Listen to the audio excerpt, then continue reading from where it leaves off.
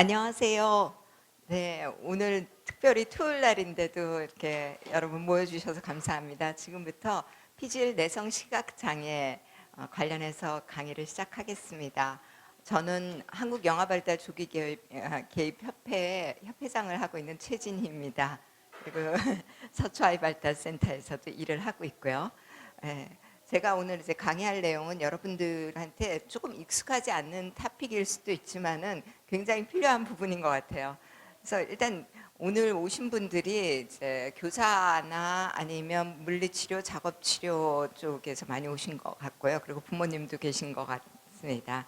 그래서 제가 사실 이 CBI에 대해서 얘기를 하려면 굉장히 이제 시간이 많이 필요한데 1시간이라서 오늘 제가 초점 맞추는 거는 CBI 아이들은 어떤 아이들인가에 초점을 맞추고 그 CBI 아이들의 특성에 따라서 우리가 어떻게 이제 아이들한테 접근하는 게 필요한가를 좀 말씀을 드리려고 합니다. 그리고 제가 이제 강의가 끝나고 나면 실제로 이제 어머님 3분이 나오셔서 아이들 집에서 아니면 치료실에서 학교에서 어떻게 지원을 해주고 계신지에 대해서 여러분과 이제 그 굉장히 힘드시지만 본인들의 얘기를 하면서 공유를 하고 여러분들이 앞으로 이 아이들을 봤을 때 좀 도움이 줄 수 있는 방법들에 대해서 좀 말씀하실 것 같습니다. 그러면 제 강의를 시작하겠습니다. 먼저 질문을 드릴게요. 이 시각이나 피지 시각이나 제가 내성이 빠졌네. 내성 시각장애 아이들에 대한 당신의 생각을 먼저 생각을 해보세요. 특히 영유아기에 좀 생각을 하시면 좋을 것 같아요. 흑백색에 결합을 하면 가장 잘 보인다. 어떻게 생각하세요? 이 아이들이? 예스인지 노인지 한번 머릿속에 생각을 해보시고, 두 번째는 아동의 시각은 지속적으로 변한다. 세 번째는 이 CBI 아이들한테 눈 맞추는 거를 가르쳐 주어야 한다. 아니면 CBI 아이들은 진정한 의미의 시각장애가 아니다. 모든 CBI 아동은 인지적 장애를 가지고 있다. 움직이는 자극은 시각을 사용하는 데 도움이 안 된다. 에 대해서 답을 한번 머릿속에 생각을 하시면서 제 강의를 들어주시면 감사하겠습니다. 제가 12월의 기적이라고 이거를 이제 올려놨는데요. 제가 CBI 아이를 접한 거는 2000년도에 2005, 6년 정도에 실제로 접했던 것 같아요. 그런데 제가 이제 미국에서 저는 조기 개입을 하고 있었는데 거기서 특수교사들이 해야 되는 일 중에 하나가, 그러니까 국가에서 조기 개입 시스템 안에서 특수교사가 해야 되는 거는 평가를 갔을 때 시각이랑 청각 스크리닝을 해야 돼요. 그래서 그 시각 청각 스크리닝을 하기 위해서 이제 그걸 배우러 갔는데 시각장애에 대해서 얘기를 하는 거예요. 스크린 얘기를 하면서 그때 피질 시각 장애에 대해서 얘기를 들었어요. 그리고 어떻게 검사를 해야 되는지 뭐 이런 얘기를 듣고 저도 상당히 이제 그동안 못 들어봤던 얘기인데 그래서 생각을 했는데, 제가 맡은 아이가 유전자 결함으로 인해서 뇌 손상이 굉장히 심하게 일어난 아이고 이제 뇌병변이고 경기하고 이런 아이인데 그 아이 어머니께서 이 아이를 데리고 제가 이제 말씀드릴 닥터 로만을 찾아가서 평가를 받아왔어요. 받아와서 저한테 이렇게 내보여주고, 그리고 이제 미국 같은 경우는 시각장애 교사가 따로 있어요. 그러니까 시각장애 교사가 이제 같이 와서 저랑 같이 아이랑 세션을 하면서 저 굉장히 많이 배웠거든요. 그러고 난데 이렇게 돌아보니까 이 CBI 애들이 상당히 있는 거예요. 그리고 제가 있었던 그 페어팩스 카운티에 소아과 의사 선생님이 계신데 그 소아과 의사 선생님이 소아신경과를 하세요. 그 아들이 이제 경기를 해요. 경기를 해서 이제 어렸을 때부터 발견을 하셨고, 그런데 얘 행동이 굉장히 처음에는 자폐라고 생각을 했는데 자폐는 또 아닌 거예요. 그래서 제가 또 그 아이도 이제 제가 주 서비스 제공자가 돼서 그 집에 가서 그 아이를 보는데 얘가 안 보는 게 아니고 볼 수 있는 것도 있는데 자폐 아이들이랑 굉장히 다른 거예요. 그러니까 시각적인 자극을 못 받기 때문에 상동 행동 비슷한 것도 하지만은 자폐 아이랑은 굉장히 다른 아이예요. 그래서 제가 있던 그 카운티에 몇 명이 모여서 이제 닥터 로만이 이제 교육을 하는데 가서 이제 CBI 교육을 받고 평가하는 걸 배우게 됐어요. 그래서 사실 여기 12월의 기적이라고 한 거는 제가 처음에 봤던 아이 엄마가 얘가 시각을 못 쓴다고는 생각을 안 하셨는데 거의 눈도 안 마주치고 그러던 애가 크리스마스 때 깜깜한데 크리스마스 트리를 켜놨는데 그러니까 밤에도 켜놓거든요. 켜놨는데 애가 그걸 너무 열심히 본다는 거예요. 근데 이 엄마만 그랬던 게 아니라 굉장히 많은 아이들 엄마가 아이가 못 보거나 반응이 없다고 생각을 했는데 그런 반짝반짝거리는 불빛, 빨간 불빛 이런 걸 너무 잘 보는 거예요. 그래서 이제 몇 명의 엄마들이 12월의 기적이라고 크리스마스 기적으로 우리 아이가 볼 수 있다는 걸 알게 됐다고 말씀을 하시더라고요. 간단하게 이제 이 아이들은 어떤 아이들인가 제가 이제 예를 들어서 사실 이 CBI 프로젝트라는 그 옛날에 프로젝트가 있었는데 거기에 나왔던 스토리를 조금 제가 바꿔서 썼어요. 그래서 상현이라는 아이가 있는데 저는 3살 때 3개월 먼저 엄마 뱃속에서 나왔어요. 뇌출혈이 있었어요. 시각 정보를 처리하고 기억하는 부분에 손상이 일어났어요. 그래서 피지 시각장애 CBI가 생겼다고 이제 얘기를 해요. 그런데 CBI를 가진 아이들은 하나도 같은 아이가 없어요. 다 달라요.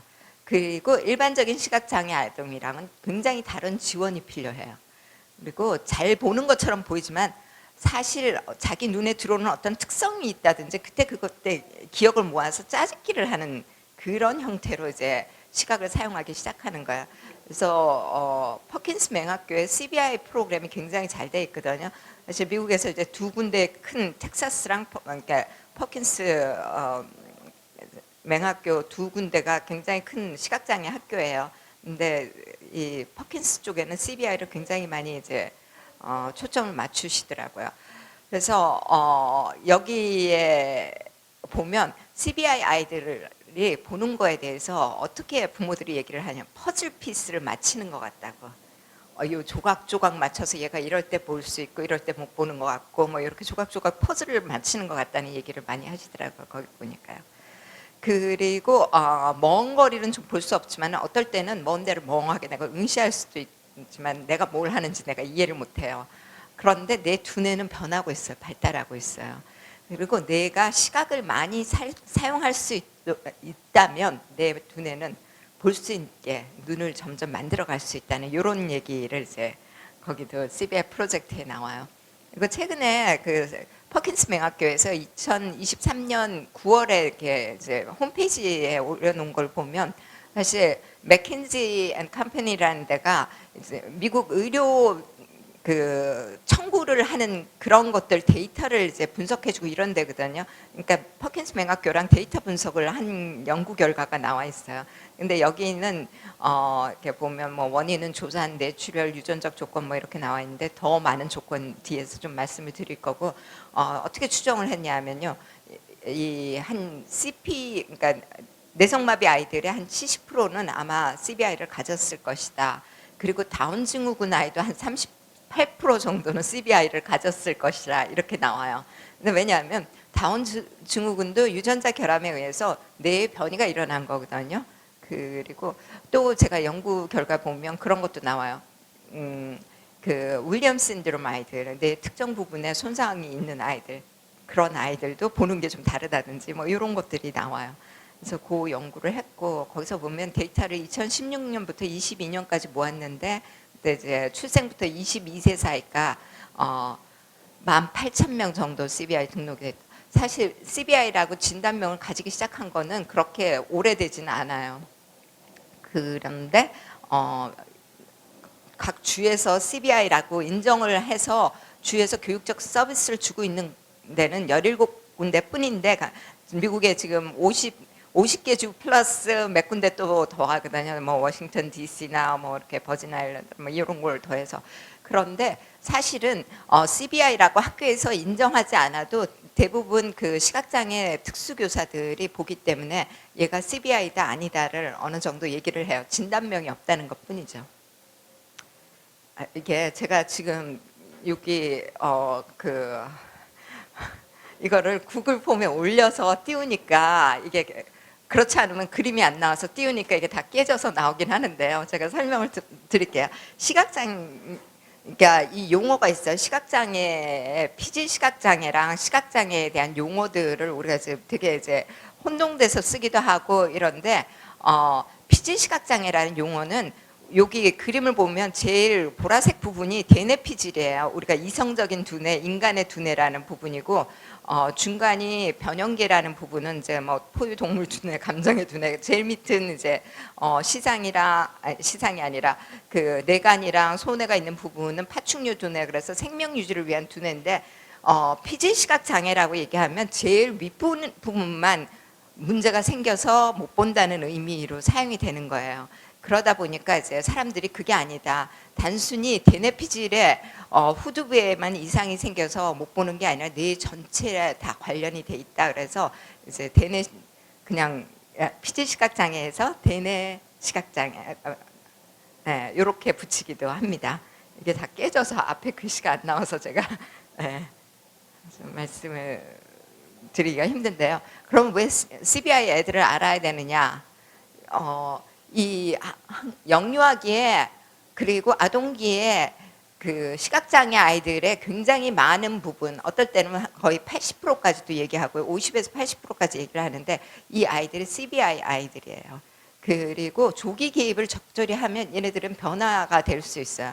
그러니까 뇌의 세포 연결이 굉장히 빨리 일어나는 시기가 영유아기이기 때문에 실제로 연구한 걸 보면 꼭 이제 CBI 연구가 아니라 청각장애 아이들 아니면 뭐 뇌 손상을 입고 태어난 아이들 뇌를 연구한 보면 얘가 언어 중추가 왼쪽에 있어서 언어를 들을 때 왼쪽을 많이 사용을 해야 되는데도 불구하고 이 아이들은 왼쪽에 뇌 손상이 있으면 오른쪽 부분의 뇌도 같이 사용을 해요. 그러니까 이런 것들 때문에 우리가 사실 이 CBI 아이들은 조기에 발견을 해서 조기에 개입을 하면 아이들 변화가 많이 일어날 수 있다는 게 이제 정설입니다.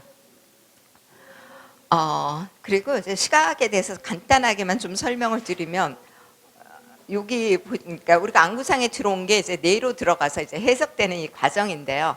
가령 보통 안구상에 상이 맺히게 되면 요 부분이 시각 교차점이에요. 요 부분이 시각 교차점을 지나면서 뇌에서 여러 부분이 연결돼서 후두엽에 이제 상이 맺히면 후두엽에서 이게 뭐라고 해석을 하고 그 다음에 여기에 따라서 어떻게 행동을 하라는 게 나타나게 돼요. 그런데 시각장애 아이들은 요 뒷부분에 이제 문제가 커서 잘 보지를 못하는 거예요. 눈에 본 걸 이해가 안 되는 아이들입니다. 그리고 이제 시각장애 아이들 얘기할 때 우리가 이제 많이 얘기하는 게 시각 중추에서 나가는 것들 이제 연결 통로들을 얘기를 하게 돼요. 그래서 시각 중추에 들어온 상이 제일 먼저 이게 뭐야? 어디 있어? 위치감을 느끼는 이제 그 우리가 벤트럴 스트림이라고 하는데 그 부분이 활성되는 아이들이 대체적으로 그 부분 활성이 이제 되면 위치감을 아는 거고요. 그리고 어떻게 됐어? 이거 뭐야? 뭘 어떻게 해야 돼? 운동 기능이랑 또 관련된 부분이 또 문제가 될 수가 있고 자세하게 디테일하게 보는 부분이 활성화되지 않아서 문제가 생길 수도 있고 그래서 굉장히 뇌의 어느 부분에 손상이 있는가에 따라서 굉장히 다르게 아이들이 이제 보게 돼요. 그러다 보니까 가령 이제 이 도소 스트리밍 쪽에 이제 손상이 있는 아이들은 아까 윌리엄 신드롬 같은 아이들은 공간 지각력이라든지 이런 게 떨어지고 막 이런 것들. 근데 여기에 이 아이들이 공간 지각력만 떨어지지 않고 또 이제 시각계 문제도 생길 수 있고, 그러니까 굉장히 누구한테나 뇌의 손상을 입었을 때 생길 수 있는 문제 중에 하나가 이 뇌성 시각 장애예요. 근데 특히 이제 뇌 손상이 분명하게 이제 생겼을 때 우리가 볼 수 있는 장애죠. 그래서 시각 연결 고리를 보면 이 연구를 한 걸 보면요, 일반적인 사람들이 시각을 쓰는 루트는 다 이제 시각 통로들이 이렇게 나와 있어요. 그러니까 눈에서 본 게 들어가서 이제 연결되는 통로들이 나와 있다면 이 중간에 있는 집단은 어떤 집단이냐 하면요, 안구상에 문제가 있어요. 그러니까 우리가 일반적으로 생각하는 전형적인 시각장애예요. 안구상에 문제가 있어서 제대로 입력이 안 되는 부분이에요. 그런 사람들은 입력이 안 되지 통로는 만들어질 수 있는 거예요. 통로는 돼 있지만 입력이 안 되고 있는 사람이고요. 근데 피지시각장애는 어떤 문제가 있냐면 제일 오른쪽에 있는 게 피지시각장애예요. 입력이 되든 안 되든 통로가 없는 거예요. 뇌 손상으로 인해서 통로가 안 만들어지고 있는 그런 이제 아이들, 그러니까 우리가 지금 이제 피질시각 장애라고 얘기를 합니다. 그래서 굉장히 다른 차이가 있다고 생각을 하시면 되겠습니다. 그래서 눈은 작동을 하지만 들어오는 시그널을 제대로 전달이 되거나 그 시그널에 따라서 제대로 밖으로 나와야 되는데 그게 안 되는 아이들. 그래서 시각을 사용해서 일상생활을 하기가 되게 어려워지는 거예요. 그러니까 꼭 이게 인지랑 관련되지는 않아요. 근데 뇌 손상이 되면 인지랑 관련이 되다 보니까 지금 이제 우리 부모님들이 되게 속상하시는 부분 중에 하나가 의사들이 인지의 문제로 얘네들이 피지시각장애라는 그거를 인정을 안 한다는 부분이 조금 문제가 되고 있는데, 인지랑은 관련이 없다는 거죠. 인지가 낮을 수도 있고, 네, 단순히 정말 그 시각 통로에 문제가 생겨서 또 그 내성 시각 장애가 될 수도 있고요. 그 볼 수 있는 눈 상태라는 건 이제 안과 검사상 볼 수 있어야 되고요. 그리고 이 아이들이 갖고 있는 특정한 행동들이 있어요. 피지 시각 장애 아이들이 갖고 있는 행동들이 있어요. 그거는 일반적인 시각장애 아이들이 갖고 있는 행동이랑은 되게 달라요. 같은 것도 있어요. 예, 뭐그 중에 이제 같은 것 중에 하나가 그 전맹인 아이들 아무리 이거 해도 눈 깜빡이는 반사 안 하고 뭐 이런 거는 있어요. 그렇지만은 되게 특이한 행동들을 하고 있는 거죠. 그리고 다른 시각장애랑도 중복이 될 수가 있어요. 뭐 사시라든지 안구진탕, 근시, 난시, 원시, 터널비전, 뭐 안구장애 문제도 있고, 그 다음에 이제 대뇌 피지라든지 아니면 뇌에 문제가 있는 아이들이에요. 그리고 안과에서 이런 진단은 이제 안과 선생님들이 잘 해요. 시신경 위축이라든지 그 시신경 발달 부진 뭐 이런 진단은 해요. 그 신경이 어떻게 연결이 되느냐 초기 앞에 부분을 보니까. 근데 이런 것도 있으면서 이제 뒤로 전달되는 과정에서 문제 있는 아이들도 상당히 많아요. 그러니까 주요 원인은 이제 조산이라든지 산소 공급이랑 관련된 게 굉장히 많고, 이제 빈혈도 될 수 있고요. 뇌손상, 뇌염, 최근에는 그 아이들이 코로나 걸리고 난 뒤에 고열이 되면서 뇌손상이 되기도 하고요. 정말 제가 보는 아이 한 명은 그 1m 있는 침대에서 떨어졌는데도 뇌손상이 돼가지고 그런 아이도 있고, 뇌염 걸려서 그런 아이들도 있고, 뭐 굉장히 다양해요, 아이들이. 그 질병에 이제 노출됐을 때 뇌에 손상이 되면. 그래서 지금 많은 아이들이 뇌병변이라든지 영아연축, 그리고 미수가 망막증인데 이게 해결이 됐다 그래도 미수가 망막증 그 자체가 아이가 미수가 망막증 사기라든지 뭐 이런 아이들은 맹이 될 수가 있어요. 그러니까 완전히 이제 뒤가 그 망막이 이제 분리가 되면서. 그런데 뭐 해결이 됐다는 아이들도 그 아이들은 미수관 망막증 외에도 같이 가지고 있는 질병들이 많아서 이런 것들이 주요 원인입니다. 그리고 제가 이제 얘기를 드리고 싶은 거는 기능적 시각에 대해서 우리가 되게 강조를 하고 있거든요. 그래서 기능적 시각은 아동이 일상생활 안에서 시각을 어떻게 사용하는가. 여러분이 사실 이제 안과에 가서 시력 검사를 하잖아요. 그래서 똑같은 시력을 가지고 있어요. 0.5, 0.5 똑같은 시력을 가지고 있어도 두 사람이 똑같이 보질 않아요. 물체를 볼 때 익숙한 걸 더 멀리 있어도 볼 수 있다든지, 보통 멀리 있으면 못 보는데 볼 수 있다든지, 특정한 그 환경에서는 잘 본다든지, 뭐 이런 식으로 사람마다 다 다르거든요. 그래서 이런 것들이 이 사람이 일상 안에서 볼 수 있는 거를 우리가 시각을 어떻게 쓰는가를 보는 거는 기능적 시각이라고 얘기를 해요. 그런데 이 기능적 시각은 정말 시각만 분리할 수가 없어요. 그러니까 환경에서 뭐 이런 모든 것들, 얘가 동기가 있으면 저거 더 보고 싶어, 저거 재밌어, 그러면 보려고 우리도 막 노력을 하잖아요. 그런 것들도 다 포함이 돼요. 그래서 뭐 운동 능력이 있으면 내가 보고 만져봤더니 뭐 좀 달라, 그럼 더 자세히 보려고 있다든지, 이런 것들이 다 포함이 돼요. 그리고 기능 시각은 이제 시력 검사를 하면 뭐 시력이 얼마예요, 뭐 이런 거 나오는 것들이 이제 기능 시각이고요. 뭐 안구 굴절이 있어요. 그래서 뭐 그 이제 우리가 난시가 있다든지 뭐 이런 것들, 뭐 아니면 그 터널 비전이에요. 그래서 다른 부분 보고 특정한 부분만 본다든지, 이런 것들이 이제 시각 기능에 속합니다. 한번 구별을 해보세요. 어떤 게 기능 시각이고 어떤 게 시각 기능인지. 진이는 익숙하거나 또는 낯선 것이든 빨간 물체가 오른쪽에 있을 때 물체를 쳐다본다. 이게 기능일까요? 아니면 시각 기능일까요? 기능적인 걸까요? 아니면 주인은 가까이뿐만 아니라 멀리 있는 물체를 볼 때 뇌사시가 나타난다. 이거는 시각을 그냥 본 거고요. 그리고 이제 물체를 빨간 물체를 본다는 건 기능적인 거야. 얘한테 빨간 물체는 머릿속에 빨리 들어올 수 있는 그런 환경 속에서 볼 수 있는 거죠. 너무 많이 깨져서 죄송합니다. 네. 그래서 반복되는 말은 제가 이제 빠지고요. 그 CBI는 어떻게 진단을 하느냐? 기본적으로 소아신경과나 소아안과에 협진이 필요해요. 그러니까 신경적인 문제가 생겼다는 게 돼야 되고요. 안과에서는 얘가 볼 수 있는 눈이라는 거, 얘가 아무리 뭐 근시고 난시고 상관없어요. 그 안구상은 볼 수 있다는 게 돼야 되고, 요 이제 두 기관에 그러니까 뭐 다른 데도 들어갈 수도 있겠지만 협진이 돼야 되는데 현재 우리나라에서는 잘 안 되는 것 같고요. 그리고 이런 결과를 가지고 사실 이제 의사의 소견을 보고 그 다음에 그 시각장애 특히 CBI를 평가할 수 있는 특수교사들 이제 훈련받은 특수교사가 아이의 그 CBI 특성들을 얼마나 많이 가지고 있느냐를 보고 이제 보통 이제 평가를 같이 하게 되는 이런 체제로 가게 돼요. 그래서 제가 이제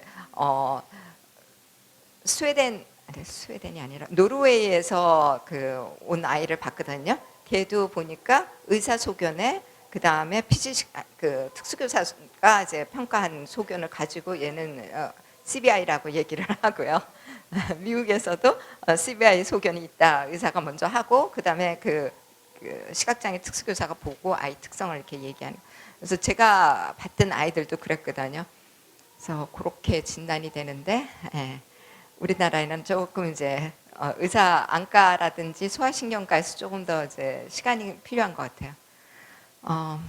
그리고 CBI의 중요 특성들을 좀 말씀을 드릴게요. 사실 제가 이게 아니라 다른 자료를 이제 말씀을 드리려고 그랬는데 그건 너무 깨져서 더 안 나오는 것 같아서 거기는 이제 이 CBI가 의료 진단명에 있어요. 의료 진단명에 있어요. 그래서 ICD 코드라고 이제 그 진단 분류하는 코드가 있거든요. WHO에서 쓰고 이제 미국에서 쓰고 뭐 대부분 나라에서 쓰는데 거기에 H47.6인가 5인가가 CBI 진단명에 우리나라도 진단 코드에 들어와 있어요.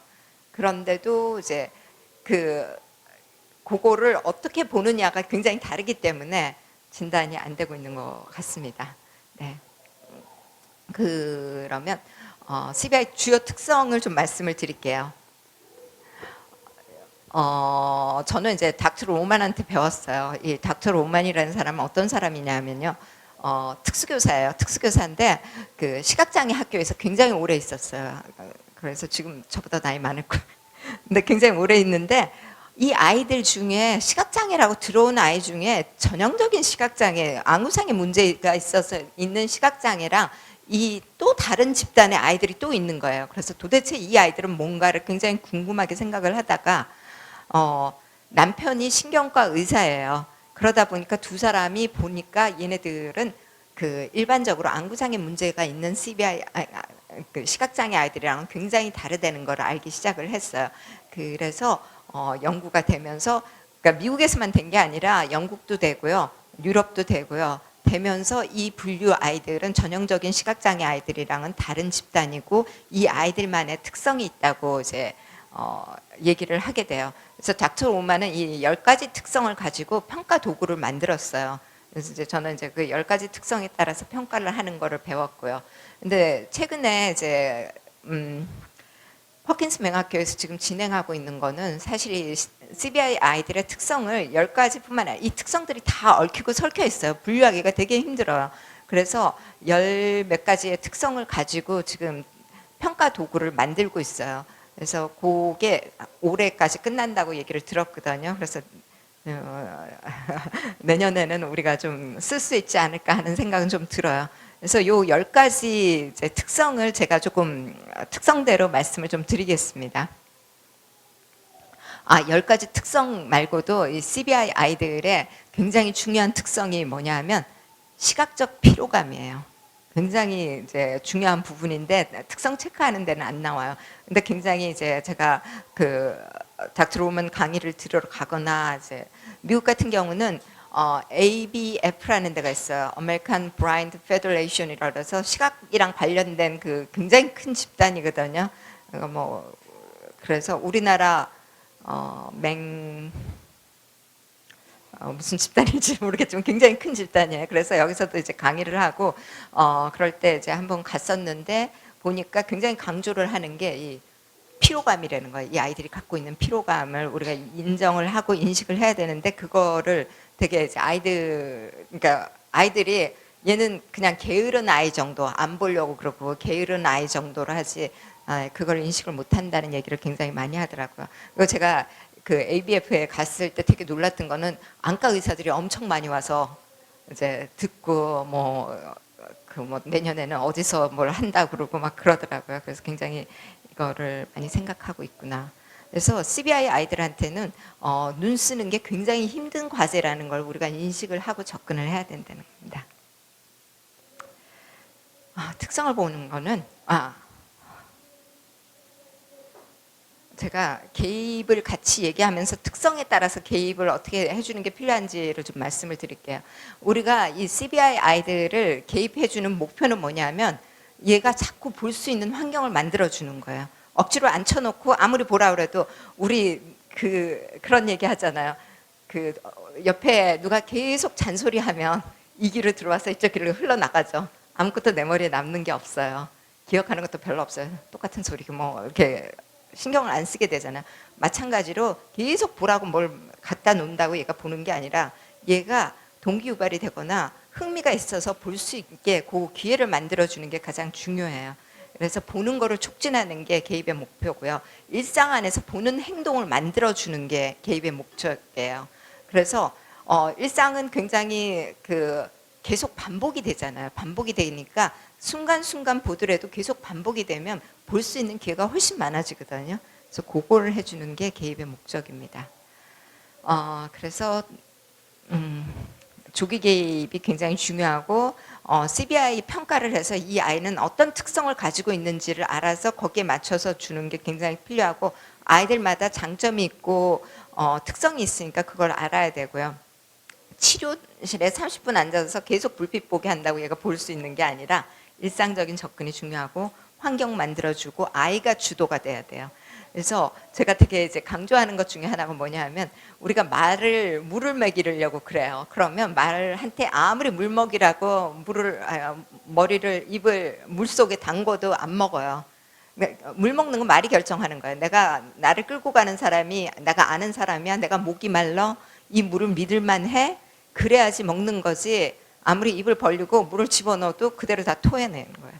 그러니까 뭐든지 우리도 머릿속에 이게 중요하다 아무리 얘기해도 내가 중요하다고 생각해야지 이게 들어오는 거지. 내가 관심 있어야지 들어오는 거 마찬가지야. 그래서 아이가 주도할 수 있게 아이의 흥미를 자극할 수 있는 게 굉장히 필요합니다.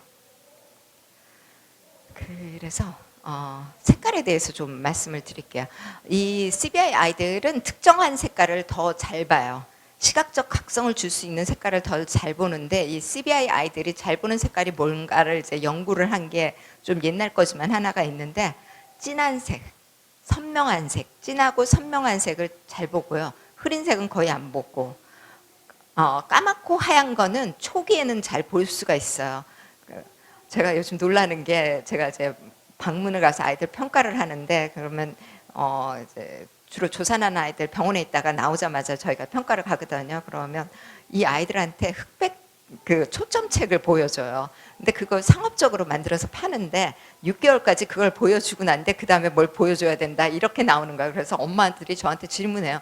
이거를 지금 3, 4개월 보여주는데 이것만 계속 보여줘야 돼요. 색깔이 있는 거 더 잘 보는 것 같은데요. 이렇게 얘기를 해요. 그래서 왜 흑백을 보여주세요? 너무 답답한 거예요. 엄마 뱃속에서 깜깜한 데서 나왔으니까 제일 먼저 발달하는 게 후두엽의 시각 중추부터 발달을 하는데 선명한 색깔을 보여줘서 시각적 각성을 많이 해서 빨리 보는 루트를 만들어 줘야 되는데 옛날 70년대 80년대 연구를 하는데 신생 아이들은 태어났을 때 뭘 봤냐 흑백을 잘 봐요. 거기다 빨간 점이 있으면 잘 보고 세모의 끝을 보고 뭐 이건 가지고 상업적으로 뭘 만들어낸 거예요. 근데 사실 얘네들한테 필요한 거는 선명한 색깔을 우리 막 모빌도 보면 파스텔 컬러의 이런 거잖아요. 그거보다 더 중요한 건 선명한 색깔이거든요. 그래서 약간 이제 블랙 앤 화이트도 보지만은 선명한 색깔을 굉장히 잘 볼 수 있는 시각적 각성이 돼야 돼요. 그래서 빨간색, 노란색, 뭐 이렇게 형광색 그래서 제가 아는 엄마는 한국 엄마인데 한국에 형광티를 주문을 하셨어요. 집에서 엄마 아빠가 형광티를 입고 다니세요. 그래서 아이 보라고 이렇게 밤에 좀 깜깜하게 해놓고 형광티 입고 다니시고 그러시긴 하는데 형광색도 굉장히 잘 보고요. 그런데 선호하는 색깔이 되게 달라요. 어떤 아이는 보라색을 봐요. 어떤 아이는 초록색을 봐요. 그 아이가 어떤 색을 선호하는지를 우리가 이제 먼저 알면 그거를 이용해서 자꾸 볼 수 있는 기회를 만들어주는 게 굉장히 필요해요. 여기 보시면 부모들이 그래서 막 모아요, 색깔을. 그 빨간색 잘 보는 애들 빨간색 모으고, 뭐 노란색 잘 보는 애들 노란색 모으고, 퍼즐도 얘가 잘 볼 수 있는 색깔로 만들어준다든지 이런 걸 하게 돼요. 이거는 뭘 것 같으세요?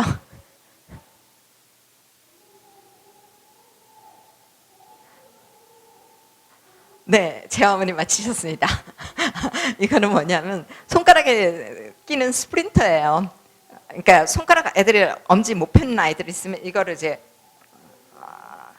이쪽 부분이 이제 엄지가 들어오게 되고 여기 검지고 여기 나머지 손가락이 나오게 돼요. 그러니까 손가락을 피기 위해서 스프린트를 하잖아요.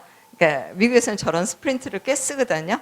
그러면 일부러 저 스프린트를 빨간색으로 하는 거예요. 더 잘 보라고, 자기 손을 한 번이라도 더 보라고. 네, 그래서 여기다 이제 반짝이는 거 붙여놓고 이렇게 하기도 하고요. 제 어머니 제가 커피 쏘겠습니다. 그래서 보면 이제 자기 아이가 좋아할 만한 색깔들, 그러니까 우유병도 여기다 빨간 걸 붙여놓는다든지 이런 것들을 하게 돼요. 그리고 움직임이 필요해요. 우리도 마찬가지예요. 가만히 있는 그림을 못 보다가 이게 갑자기 움직인다 그러면 뭐지? 각성이 되잖아요. 그래서 가만히 있는 것보다 움직임이 필요해요. 그래서 이 응원 수술 너무 잘 봐요. 제가 너무 놀랐던 게 아이가 거의 세 돌인데 그 얘는 내 암인데 뇌 손상이 되고 뭐 이런 아이인데 이 아이는 엄마가 벌써 얘가 뭘 잘 보는지 알고 이걸 들고 오셨더라고요. 그래서 얘한테 각성시켜 줄 수 있는 것들이 반짝이는 거, 특히 불빛에 반사돼서 반짝이는 움직임을 느끼는 거야. 빛은 파장이잖아. 그래서 움직임을 느끼게 되면 더 잘 볼 수가 있어요. 그래서 우리가 이제 빛을 가지고 많이 해요. 그래서 손전등 위에다가 반투명의 물체를 올려놓으면 빛에 의해서 테두리를 볼 수가 있기 때문에 아이들이 더 잘 보고요. 이런 것들을 많이 이용을 해서 반짝이는 거를 많이 이용해요. 근데 절대로 불빛 그 자체를 눈에다 하게 되면 아이들한테 굉장히 눈 손상을 줄 수가 있고요. 이런 것들을 하시면 되고요. 이 아이 영상이 안 나올 것 같아요. 네, 안 나오네요. 얘가 라이트박스 위에 빨간 컵을 올려놨어요. 안 봐요. 그러다가 엄마가 흔들기 시작하니까 봐요. 이렇게 이제 제가 영상을 좀 많이 올렸는데요. 이 프로그램이 여기에 그 파워포인트 프로그램이 없어서 이게 뜨질 않는 것 같아요. 그래서 이런 것들을 사용해서 아예 시각적 각성을 일으키는 것들을 해요. 요 밑에 태블릿 보면 이 천천히 움직이는 이런 것들을 하면 아이들이 집중을 더 할 수가 있어요. 근데 어떤 아이는 천천히 움직여서 보고 어떤 아이는 빨리 움직여 보고, 그래서 지금 어머님들이 이런 영상도 자기 아이를 위해서 이런 책자도 만드시고 계세요. 그래서 그리고 시각적 잠복기라는 게 있어요. 그러니까 뭔가 눈앞에 줬을 때 얘가 이렇게 쳐다보지 않아요. 힐끔 보고 말고 그러다가 이렇게 쳐다봐요. 이거는 신경관, 그러니까 뇌의 신경세포들이 연결돼서 가는 이제 시냅스를 연결하는 속도인데요. 굉장히 느린 거예요, 뇌 손상으로 인해서. 그렇다 보니까 얘한테 뭐 보여주고 안 본다고 또 자리를 옮기면 얘는 약간의 인지를 그쪽에 있었다고 생각을 하는데 없어지면 이제 못 보는 거예요. 그래서 한 자리에서 흔들고 있거나 이렇게 해야지 걔가 이제 더 볼 수 있는 부분이 많아요. 그래서 시각적 잠복기가 있는데 이 영상도 안 나오겠지만은 얘가 냄새를 먼저 맡아요. 자기가 좋아하는 요구르트가 있으니까 냄새를 먼저 맡아요. 먼저 맡지만 눈이 가을 때는 한참 걸려요. 그런 식으로 뭐가 있다는 걸 인식해서 거기에 이제 하기가 되게 시간이 걸리고요. 그래서 아이들한테 충분한 시간을 주고 기다려주는 게 되게 필요한 부분입니다. 그리고 익숙해지면 잠복기가 짧아져요. 자기가 아는 물체라 그러면 빨리 이제 벌써 이 물체에 대한 그 뇌에서 인식하는 루트가 만들어지기 때문에 신경 통로들이 만들어지기 때문에 훨씬 빨리 이제 볼 수가 있게 돼요. 그리고 시야 범위들이 있어요. 시야 범위들이 있어서 사실 아이들마다 되게 달라요. 대부분 옆으로 많이 봐요. 그러니까 주변 시야를 쓰지 중심 시야를 잘 안 써요. 그래서 물체를 제시할 때 중심에 이렇게 가면 아이들이 이렇게 옆으로 봐요. 자기가 볼 수 편한 쪽으로. 어떤 아이들은 고개까지 이렇게 해서 옆으로 이렇게 본다든지. 그러면 얘가 사경이에요? 그것보다 얘가 잘 볼 수 있는 그 시야 범위가 있어서 그런 아이들이 상당히 많고요. 어떤 아이들은 밑에 있는 거 잘 보고, 어떤 아이들은 위로 올라가면 어느 선까지는 보는데 그 다음에 안 보니까 고개를 뒤로 제쳐서 본다든지, 자기가 있는 시야 범위들이 있어서 그 시야 범위에서 볼 수 있는데 물체를 놔주면 훨씬 이제 아이가 이 시기능 쓰는 게 훨씬 많아질 수가 있어요. 그러다 보니까 얘네들이 초점 맞추기가, 눈 마주침이 굉장히 힘든 거예요. 자기 시야 범위에 부모가 와도 사실 눈을 쳐다보기가, 이 얼굴이 굉장히 뭐 이렇게 얼굴이 빨간색이거나 뭐 이렇게 해서 뭔가 시각적으로 굉장히 초점을 줄 수 있는 얼굴이 아니거든요. 그러다 보니까 아이들이 얼굴 보는 거 되게 힘들어요. 그래서 제가 이제 미국에 있었으면 느꼈던 건 뭐냐면, 저는 그나마 미국 사람들은 얼굴 하얀 데다가 뭐 이렇게 블론드 같은 경우는 더 보기가 힘들어요. 근데 저는 얼굴이 조금 노란색에다가 까만 머리를 하고 있고 이러면 제 얼굴 보는 거는 훨씬 쉬운 거예요. 그래서 엄마들이 일부러 빨간 티가 있는 안경을 끼기도 하고, 그러면 안경은 보는 것 같은데 눈동자는 안 보는 것 같다, 뭐 이렇게 얘기를 하거든요. 그래서 초점이 맞추기가 되게 힘든데, 또 가운데 이렇게 얼굴을 대고 눈을 보라 그러면 더 이제 맞추기가 힘든 거예요. 그래서 이 눈을 안 맞춘다는 것 때문에 그 자폐랑 자꾸 이제 혼동이 되시는 부분들이 계세요. 그러니까 아까도 말씀드렸지만 자폐 아이들은 자기가 좋아하는 게 있으면 너무 잘 봐요. 뭐 시각적으로는 별 문제가 없이 잘하는데, 이런 사회성의 문제에 있어서 이제 뇌의 그 사람을 인식하고 감정 교류를 할 수 있는 뇌 부분에 어떤 이제 연결의 문제가 있어서 안 보는 거지, 이제 차이가 좀 난다는 거죠. 자폐 아이들 중에도 CBI 아이가 있을 수가 있고요. 아까도 말씀드렸지만 다운 증후군 아이 중에서도 CBI 아이가 있을 수가 있고, 뭐 다 이렇게 연결이 될 수는 있습니다. 네. 그리고 굉장히 자극이 많은 혼합된 이런 환경에서는 보기가 굉장히 힘들어요. 그래서 여러분이 지금 하얀 눈 속에 하얀 개가 있으면 보기가 쉬우세요? 어려우세요? 보기가 너무 힘드시잖아요. 그 마찬가지로 이 아이들한테 모든 것들이 빛의 반사가 되면, 우리도 물체가 빛의 반사가 돼서 번쩍번쩍거리고 이렇게 모든 게 그렇게 되면 이게 뭐지? 흐릿흐릿하게 보이고, 지금도 여러분이 요 앞에 불이 환하게 켜져 있으면 여기 이 스크린이 잘 안 보이겠죠. 마찬가지로 모든 물체는 지금 낮에는 빛에 다 반사가 되니까 보기가 더 힘든 거예요. 그래서 이 아이들이 사실 이렇게 일상적인 환경에서 보기는 엄청 힘들고요. 그리고 또 이제 그뿐만 아니라 다른 자극이랑 같이 들어왔을 때 뇌에서 시각 자극을 연결하는 게 가장 힘든데, 다른 자극이 들어오면 그 자극을 쓰는 게 훨씬 쉬운 거예요. 그래서 전화기를 너무 잘 본다고, 그래서 전화기 이제 계속 켜놓고 있어요. 그럼 전화기를 되게 열심히 잘 보는 것 같잖아요. 그런데 보면 전화기 소리 줄이면 난리가 나요. 얘는 전화기를 보는 게 아니라 소리를 듣고 있었던 거예요. 그래서 제가 보던 아이도 엄마가 계속 노래를 해요. 계속 책을 읽고 노래를 하고, 근데 소리가 안 나면 엄마는 이제 책도 보고 그림도 보고 이걸 원하셨지만 그게 안 나오면 이제 막 짜증이 폭발을 하는 거예요. 그래서 처음에는 소리 자극을 줘서 이제 관심을 갖게 하지만은, 소리가 같이 나오면 대부분 아이들은 소리를 듣지, 이제 CBI 아이들 중에 이 자극을 그러니까 시각 자극을 이제 수용하는 아이들이 적대는 거예요. 그래서 그것도 조심해야 되고, 자기가 또 이제 신체적으로 이제 치료실에서 지금 자세 잡는 거 막 시키고 막 그래요. 모든 신경이 연결된 부분이 지금 자기 스트레스 받았죠. 받고 있죠. 운동 기능 막 사용해야 되죠. 그러니까 거기에 다가 있으면 시각을 사용하기가 되게 힘들어요. 그래서 운동을 시킬 때 운동을 시키고 쉬는 시간에 조용하게 하고 뭐 반짝반짝하는 걸 좀 보여줬다가, 자극에 대해서 좋아하면 뭐 빙글빙글 이제 그 라이트 체이서라고 얘기를 하는데, 이렇게 돌리면 막 빙글빙글 불 돌아가는 거, 이런 것들 장난감 굉장히 많아요. 그런 거 보여줬다가 멈추고, 얘가 거기에 관심이 있으면 그 다음에 그걸 보여주면서 살짝 신체를 올려준다든지 이렇게 살짝 연결을 하는 건 괜찮지만은 처음에 거기에 관심 있어 동기유발이 됐을 때 뭐를 살짝 시키는 건 괜찮지만은 신체 운동을 시키면서 여기 봐 이거 해 뭐 막 소리 나는 장난감 키고 그러면 사실 얘네들이 시각 사용하는 거는 빠이빠이인 거예요. 그래서 그런 것들도 우리가 이제 알고 있으면 좋고요. 제가 이 영상도 안 나올 거예요.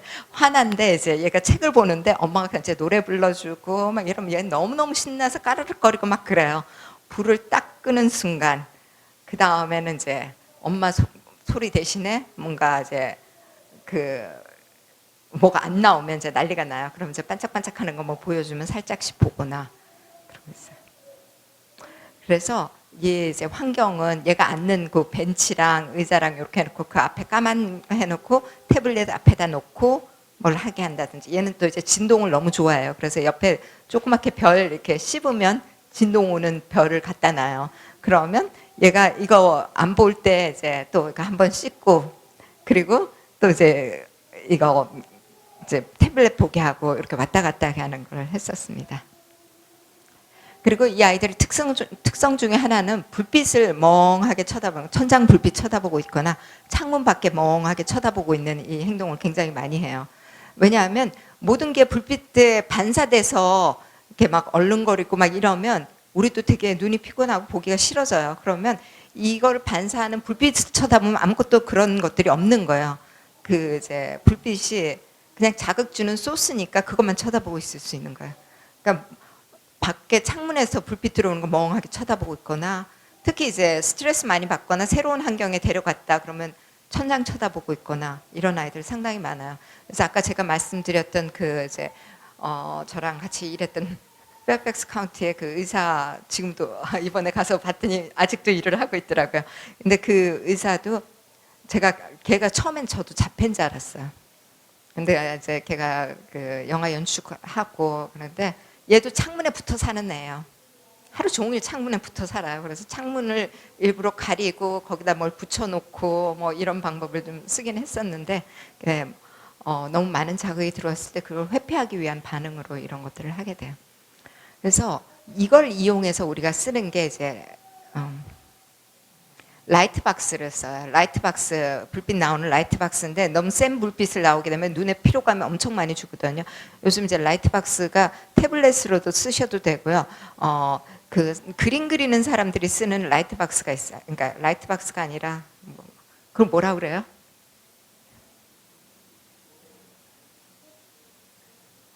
그림 그리는 사람들이 아니요, 샌드 말고요. 저희가 이제 그걸 쓰고 있는데 그림 그리는 사람들이 그 약간 불빛이 있는 데다가 그 뭐죠 카피하고 이러기 위해서 그 라이트 박스 같이 생긴 거에 위에다가 이제 뭐 그림을 그려요. 그러니까 눈에 피로 안 주는. 그래서 그런 거 가지고 물체를 놓게 되면 아이들은 불빛 소스로 그거가 있으니까 거기를 보면서 위에 있는 물체를 볼 수가 있는 거예요. 그래서 그렇게도 우리가 많이 씁니다. 그래서 여기 보면 이제 라이트가 있는데 아이가 불빛을 보는 동안 여기에 이제 비닐 주머니 속에다가 투명한 헤어젤을 집어넣고 물감을 넣고 그럼 아이가 만질 수 있으면 만지면 이렇게 자기 손바닥 자극도 나고 그래서 이런 것들을 이제 해서 쓰기도 하고요. 그 다음에 이제 이 아이들이 가지고 있는 문제 중에 이제 굉장히 어려워하는 문제는 단순히 이제 시각의 문제뿐만 아니라 운동성이랑 같이 연결되는 뇌에서의 문제들이 발생을 하니까 아까도 처음에 말씀드렸듯이 이제 어떻게 해서 후두엽까지 뭔가 전달이 됐어요. 그래서 후두엽에서 그러면 내가 본 거에 대해서 반응을 밖으로 내보내야 되잖아요. 내가 봤으면 물건을 잡는다든지 내가 뭔가 들어온 것 같으면 쳐다보고 자세히 보려고 뭐 움직이고 이런 게 돼야 되는데 반응을 하는 연결 통로에 문제가 생기는 거야. 그러다 보니까 뭐를 보고 손이 나가는 게 동시에 못 나간다든지 보고 난 뒤에 눈은 돌아가고 시각은 안 쓰면서 손만 간다든지 그래서 아이들 중에 퍼즐을 맞히는데 퍼즐을 봤어요. 자기가 좋아하는 빨간 불자동차예요. 그거 봤어요. 그러면 고개 돌리고 만져서 집어넣으려고 막 이러고 있는 거예요. 그러니까 우리가 원하는 건 시각이랑 손이랑 같이 협응이 돼서 이렇게 집어넣어야 되는데 얘는 더 이상 이렇게 같이 협응하기가 뇌가 너무 힘든 거예요. 그러다 보니까 이제 시각을 사용해서 손퍼기라든지 운동 기능을 쓰는 게 굉장히 힘든 아이들이 많아요.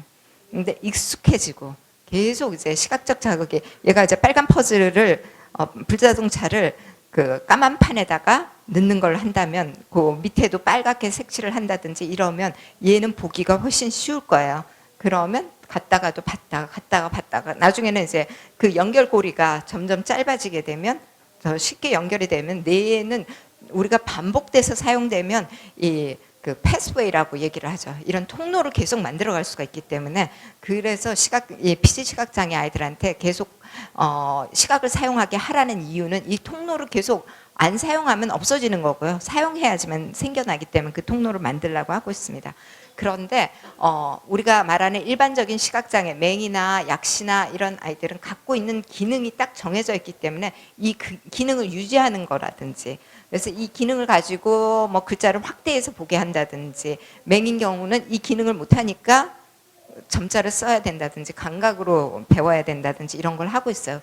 근데 우리 아이들도 마찬가지로 이제 이 그 뇌가 완전히 빨리 이제 뭐 변화가 돼서 일반인 그러니까 전형적인 발달을 하는 아이처럼 변화가 빨리 되면 좋겠지만 안 되는 경우가 상당히 많아요. 아이들마다 굉장히 차이가 많으니까 이 안 되는 부분을 시각을 사용할 때까지 또 기다릴 수는 없는 거예요.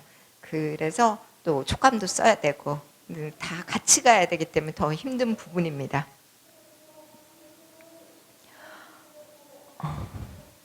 그리고 이 아이들 특성 중에 하나는 비전형적인 시각 반응, 시각 반사 반응. 우리가 눈 깜빡이는 거 이렇게 손 갑자기 앞으로 오게 되면 보호 반응을 하기 위해서 눈을 깜빡여야 된다든지 아니면 양 미간 사이에 손을 탁 대면 눈을 깜빡여야 된다든지 이런 반응을 해야 되는데 이 반응이 없는 아이들이 상당히 많아요. 그래서 조금 이제 이 시각적인 그 뇌 연결이 많이 되면서 점점 반응이 생겨날 수가 있는데 아까도 얘기했지만 들어온 자극이 머리에 가서 빨리 연결이 돼야 되는데 빨리 연결이 안 되니까 들어오는 자극을 그냥 여기서 이제 앞에서만 끝나는 거예요. 그러다 보니까 깜빡이지를 않는 이런 것들이 생겨나게 돼요. 그래서 피지시각의 CBI의 문제가 점점 해결이 되면서 이런 것들은 점점 많이 없어져요. 그리고 이 아이들 특성 멀리 거 보기가 되게 힘들어요. 우리가 보통 이제 제가 평가하면 어떤 아이는 정말 이렇게 갖다 놓은 거는 봐요. 그런데 조금만 멀어져도 못 보고 20cm 정도 그나마 보면 다행이고요. 그래서 제가 보는 아이들 1단계 아이들은 한 요 앞에서부터 10cm, 20cm는 좀 잘 보는 아이고 10cm 정도 보는 아이들이 굉장히 많아. 그 60cm 보통 이제 그 60cm까지도 얘기를 하는데 1단계 아이들은 60cm까지 아주 익숙한 자기가 맨날 보는 뭐 반짝이는 뭐 요 정도는 보지만은 보기가 힘들어요. 그리고 요 거리는 배경이 까맣고 다른 산만스러운 게 아무것도 없다 그러면 그렇게 볼 수 있지만은 막 산만스러운 데서는 그렇게 보지를 못해요. 그래서 멀어질수록 우리 시야에서 멀어질수록 다른 자극이 들어오는 시각적 자극이 들어오는 공간이 너무 많이 생기는 거야. 그러다 보니까 볼 수가 없는 거죠. 그런데 가끔씩 제가 평가를 하다 보면 제가 앞에서 어슬렁 걸어가요. 한 2m 정도 거리에서. 그러니까 배경은 저 이제 까맣게 해놓고 제가 앞으로 걸어가면 물체를 정확하게 보는 게 아니라 위치감을 느끼고 왔다 갔다 하면 천천히 왔다 갔다 하니까 그걸 봐요. 그런데 정확하게 누군지는 몰라요. 그런 것들이 나타나요. 그러니까 아까도 위치감을 느끼는 부분은 좀 빨리 발달을 할 수가 있는데 정확하게 이 사물이 뭔지를 알기는 아이들이 발달이 2단계에서부터 이제 좀 시작이 되거든요. 그러다 보니까 되게 힘들어져요. 보통 이제 평가를 해서 1단계, 2단계, 3단계로 나눠요. 1단계는 이게 보는 거야. 눈을 사용하는 건 이런 거야. 정도로 알 수 있고요. 2단계 정도 되면 이제 기능적이 좀 돼요. 눈을 사용해서 보고 난 뒤에 잡는다든지 뭐 이런 걸 하는데 아직 눈이랑 손이랑 협응이 된다든지 이렇진 않아요. 3단계는 일상 안에서 시각을 사용하는 단계예요. 그래서 일상 안에서 시각을 사용해서 뭐 익숙한 거는 대체적으로 하지만은 3단계 아이들은 그래도 이렇게 좀 새로운 환경이나 환경이 복잡해지거나 이러면 시각적 큐를 다 놓쳐버려요. 그런 그래서 멀리 있는 거 되게 보기가 힘들다는 거 아시면 되겠고요. 그리고 새로운 시각적 자극에 대해서 빨리 인식이 안 돼요. 익숙한 거는 이제 시각 그 루트가 자꾸 생겨나니까 인식이 되는데 새로운 거는 인식이 안 돼요. 그래서 새로운 걸 줄 때는 얘가 알고 있는 거, 얘한테 익숙한 거랑 비슷한 컬러를 한다든지 이런 식으로 해서 좀 이제 익숙해지면 색깔을 좀 바꾼다든지 이렇게 해서 점점 이제 그 아이로 하여금 인식을 할 수 있게 도와주는 게 되게 필요해요. 그래서 얘가 피지 시각 장애인지 아닌지 알 수 있는 것 중에 하나가 그 약시 아이들은 물체를 볼 수가 있거든요. 그러니까 이게 뭐라고 얘기를 할 수가 있어요. 그런데 피지 시각 장애 아이들은 이 물체의 색깔이 바뀌거나 이러면 몰라요. 그러니까 익숙한 거는 굉장히 아는데 좀 익숙하지 않으면 새로운 학습을 또 시작을 해야 되는 이런 경우가 상당히 많아요. 그래서 그렇지 않아도 저기 어머님 한 분이 질문을 하셨는데 그러면 얘네들이 계속 새로운 걸 학습을 해야 되고 네, 사실 이 아이들한테 그런 것들이 더 기회가 많이 주어져야지 일반화하기가 되게 이제 힘든 거예요, 뇌에서. 그래서 항상 이제 많은 지원을 필요한 아이들입니다. 아까 피로감 얘기했고요. 그래서 이 피로감을 느끼는 아이들이 굉장히 많은데 어머님들이 가끔씩 얘기해요. 아이들이 눈 감고 있어서 그러면 지나가다가 아기가 자네 회피하는 거예요. 빛 들어오고 막 너무 자극 많고 그래서 얼굴 찡그리거나 눈 감고 있거나 회피하거나 하품하거나 아니면 이제 어떤 아이들은 혼자서 중얼중얼 소리 내거나 뭐 뻗치거나 뭘 빨거나 다른 자극을 원하는 거예요. 그리고 가끔씩 애들이 눈을 이렇게 막 비비는 아이들도 있어요. 강한 자극이 필요해서 그러니까 보기는 싫고 그런데 눈을 비비게 되면 번쩍번쩍 하잖아요. 우리도 눈 이렇게 콱 맞으면 번쩍번쩍 하잖아요. 그래서 이런 것들 다른 데로 이제 자극을 원하는 아이들도 있어요. 그래서 이제 환경을 이렇게 이제 까만 부분에 이렇게 해놓으면 매트도 까맣게 해놓으면 이제 불 끄고 여기다가 이제 반짝이는 거 뭘 해놓고 이런 보기가 훨씬 좋고요. 이거는 빨래대를 어떤 아이 할머님이 이렇게 만드셨어요. 그리고 이제 장난감 요런 거는 이따 다 보여주실 것 같고요. 책도 한꺼번에 여러 개 보여주면 힘드니까 제일 앞에다가 까만 걸 하나 붙여놔요. 책장을. 그러면 두 장을 볼 수 있을 때 제일 앞에 까만 거를 눕히기만 하면 눕히면 이쪽도 보고 저쪽도 볼 수 있게 책을 이렇게도 만들 수가 있고요. 근데 이런 책은 좀 보기가 힘들어요. 아웃라인이 딱 돼 있어야지만 아웃라인이 아주 빨갛게 만약 반짝반짝 한다든지 디테일한 걸 보기가 너무 힘드니까요. 네. 그래서 굉장히 다양한 방법으로 애들을 이제 보는 걸 하고요. 네. 그리고 미국에서 되게 많이 했던 거는 박스에다가 까맣게 안에 칠해놓고 뭐 매달아놓고 애 누워있을 때 거기서 하라고 그러는 이제 제가 본 아이는 식탁 테이블 얘는 움직임이 많지 않으니까 식탁 테이블 밑을 까맣게 하고 까만 천을 씌워놓고 거기다가 이제 LED 그 등 달아놓고 얘 쉴 때는 거기 들어가서 쉬는 거야. 이렇게 한다든지 굉장히 다양한. 이거는 뭘 것 같으세요? 턱받이를 조금 길게 만들어서 그러니까 책상이나 이런 게 허옇잖아요. 그러니까 얘가 뭘 자기 과제를 할 때는 까맣게 이거 이렇게 앞으로 해가지고 거기에 뭐 붙여놓고 만질 수 있게 한다든지 이런 이제 다양한 방법을 쓰게 됩니다. 그래서 이제 개입을 하는 데 있어서 어떤 개입이나 마찬가지지만 일상 안에서 계속 그 자극을 줘야지 얘가 뇌에서 연결고리를 만들어낼 수가 있고 자동화가 되는 거잖아요. 그래서 이 CBI 아이들도 마찬가지로 얘가 계속 창문 쳐다보고 있다 그러면 아침에 일어났을 때 빛이 엄마 얼굴로 오게 하고 아이는 빛의 소수를 등지고 앉아서 그러면 이쪽으로 빛이 오면 여기 환해지겠죠. 그리고 주로 이제 그 CBI 교사들은 다 까만 옷 입어요. 그래야지만이 제가 이제 까만 옷은 입고 위에 또 입었지만 까만 옷에 제가 뭘 대게 되면 금방 볼 수가 있어요. 근데 여기가 얼룩얼룩하면 아이가 놓치게 돼요. 그래서 제가 평가할 때도 일부러 얼룩얼룩한 그 천을 깔고 아이한테 거기다 뭐 올려놨을 때랑 까만 거를 했을 때 아이들이 반응이 확 달라지거든요. 그래서 아침에 일어났을 때는 어떻게 할지, 기저귀 갈 때는 어떻게 할지, 식사할 때는 어떻게 할지 이런 것들을 대강 일상을 정해놓고 하게 되면 얘는 볼 수 있는 시간이 훨씬 많아져요. 그러면 처음에 우리가 질문했던 거 다시 돌아가겠습니다. 영유아계 흑백색의 결합이 제가 막 이렇게 글자도 틀렸네. 가장 잘 보이는 조합이다. 어떻게 생각하세요? CBI 아이들한테 우리는 얘가 좋아하는 선명한 색깔, 진한 색깔 찾아야 되고요. 빛에 반사돼서 반짝거리는 거 이런 거 찾아야 되고 이 CBI 아이들 시각은 지속적으로 변한다. 맞아요. 그래서 그냥 전형적인 시각장애 아이들이랑 차이점이 그거예요. 그래서 지원하는 방법이 달라야 되는 것도 얘네들은 계속 변하기 때문에 그거를 우리가 계속 이제 어떻게 변하는지도 지속적으로 체크를 하고 거기에 맞춰서 아이한테 지원을 해줘야 되고요. 눈 마주치는 걸 가르쳐 줘야 된다. 사실 눈 마주치는 게 중요한 게 아니라 얘가 엄마 얼굴을 인식하는 게 중요해서 사실 이게 제일 어려운 과제 중에 하나예요. 사람 얼굴 인식하는 것들. 그 어려운 과제 중에 하나예요. 그래서 이거는 조금 이제 막 계속 쳐다봐 엄마 여기 있어 막 어떤 엄마들은 막 이렇게 얼굴 갖다 대고 막 그러는데 그것보다 엄마의 특징 그래서 엄마 냄새 아니면 이제 엄마 이렇게 머리 염색을 아예 빨갛게 하는 엄마도 있었고요 보라색 염색 막 이런 것도 하고요 엄마 안경이 반짝반짝한 거 붙여놓은 엄마 안경 이런 걸 인식하게 하는 게 어떤 면에서는 더 이제 좋을 수가 있고요. 그리고 CBI는 시각장애입니다.